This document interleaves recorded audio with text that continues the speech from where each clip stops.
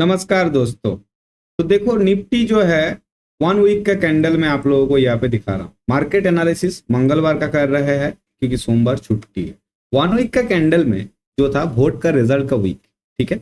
ये नीचे आया फिर ऊपर चला आया। कौन किया ये? इस तरीके से बाइंग हुआ कि 1 वीक में ही रिकवर हो गया।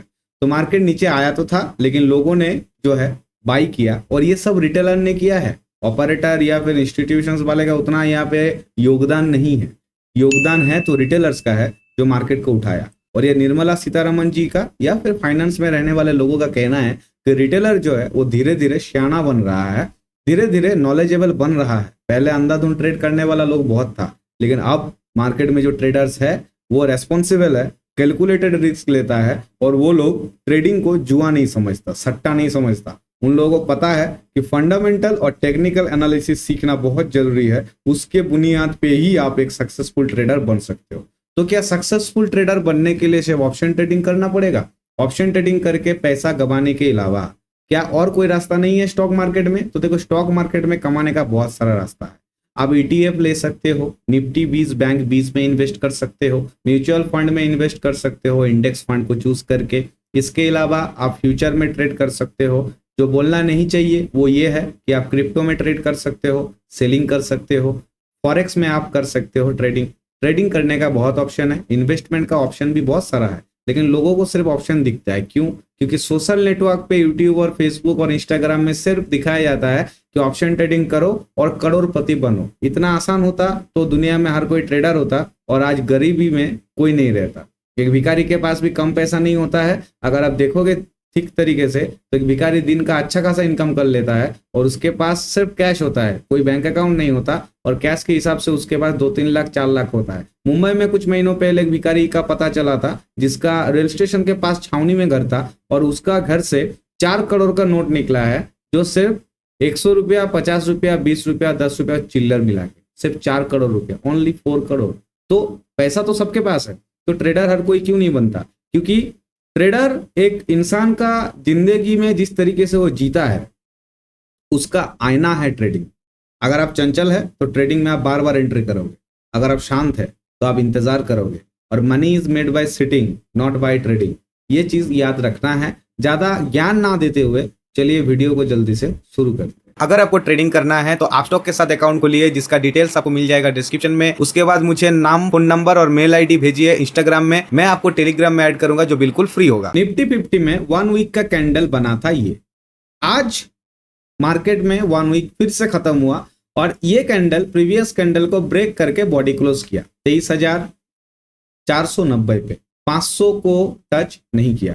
तो उस हिसाब से अगर हम लेवल बनाना चाहे तो उससे पहले हमें एक चीज नोटिस करना है कि निफ्टी में है एक ट्रेंड लाइन।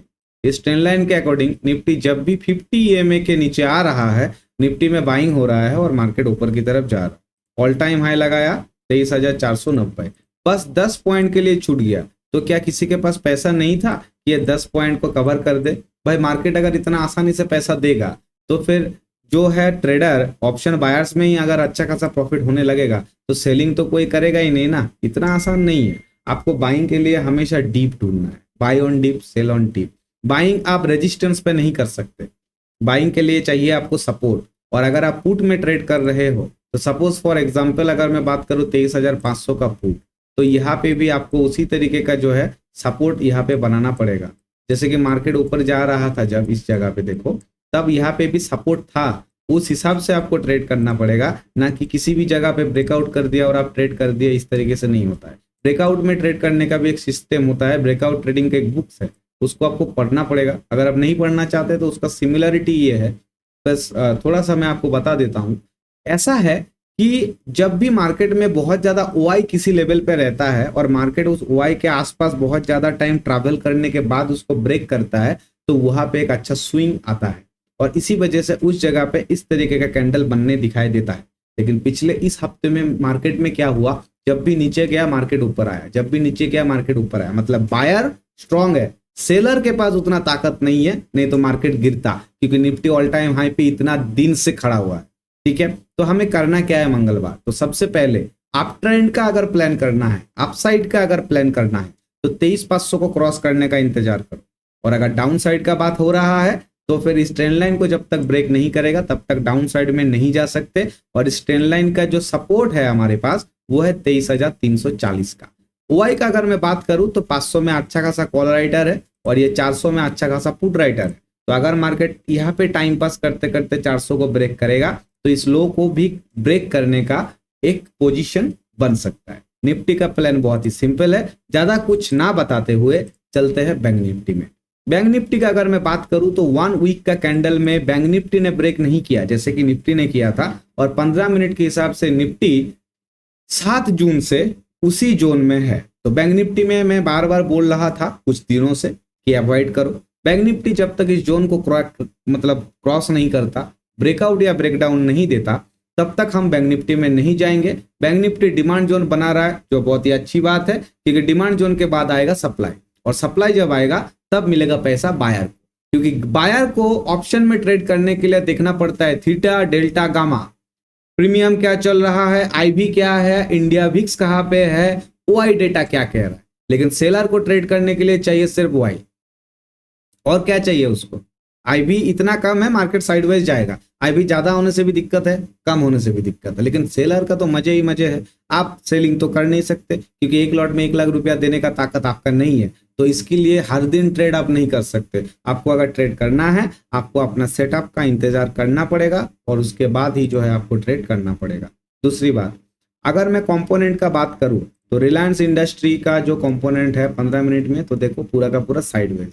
इसके अलावा आईसीआईसीआई बैंक डाउन है, एसबीआई बैंक साइडवेज है, एचडीएफसी बैंक अप है। इस तरीके का मार्केट में आप इंडेक्स से क्या उम्मीद कर सकते हो बजाय कि वो साइडवेज रहे, और इसीलिए बायर्स का इस हफ्ते में लॉस हुआ है ये तो कंफर्म है। लेकिन अगर आप बचे हैं तो इसका मतलब आप ट्रेडिंग साइकोलॉजी आपका धीरे धीरे स्ट्रांग हो रहा है। और एक बात याद रखना दोस्त, चाहे नॉलेज आपके पास कितना भी हो, चाहे कितना भी बड़ा आप पीएचडी कर लिए हो कॉमर्स लाइन पे या एमबीए फाइनेंस कर लिए हो, भले ही आप एनएससी बीएससी में जॉब करते हो, लेकिन अगर आपके पास साइकोलॉजी नहीं है, अगर आपको बैठे रहना नहीं आता ट्रेडिंग सेटअप खोल के, तो फिर आप ट्रेडर नहीं बन सकते, आप इन्वेस्टर जरूर बन सकते हो। फंडामेंटल और टेक्निकल एनालिसिस अगर आपको सीखना है तो मेरे चैनल पे बहुत सारा फ्री वीडियो है, आप देखिए। मेरा वेबसाइट विजिट कर सकते हो जिसमें आपको लिंक भी मिल जाएगा वीडियोस का, capden.com। और अगर आपको मेरा वीडियो अच्छा लगा तो प्लीज कमेंट कीजिए, चैनल को सब्सक्राइब कीजिए, लाइक कीजिए वीडियो को, और इंस्टाग्राम में ज्वाइन कीजिए capden_trading। मिलते हैं मंगलवार को। टिल देन आई बिलीव कि इस हफ्ते आप बचे हुए हैं। Bye bye.